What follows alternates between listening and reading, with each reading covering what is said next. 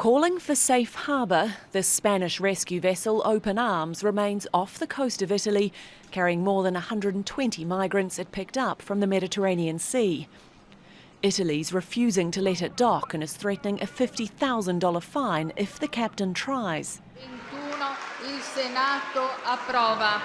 But since the Italian Parliament approved a new law on Monday targeting aid ships, Open Arms could face a fine of up to $1.1 million.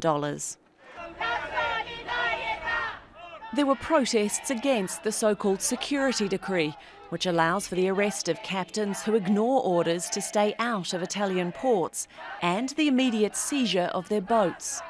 The European Union says it's analysing the changes to see if they're compatible with EU laws, while the UN's refugee agency warns the decree could put already vulnerable people in even more danger. NGOs play an invaluable role in saving the lives of refugees and migrants attempting the dangerous sea crossing to Europe.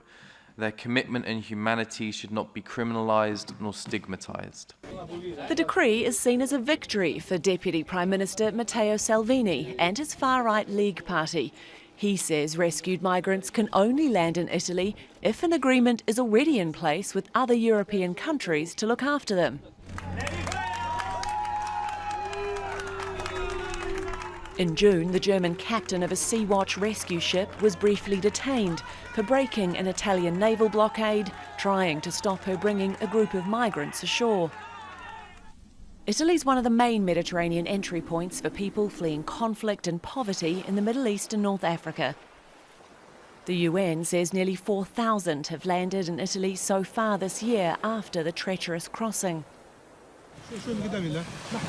The EU's been funding the Libyan Coast Guard to help them turn around migrant boats. But the bombings of a migrant detention centre in Libya last month raised global concern. Open Arms says the people it's rescuing tell stories of rape and other violence in Libya. For now, they remain stuck at sea. Alexi, Al Jazeera.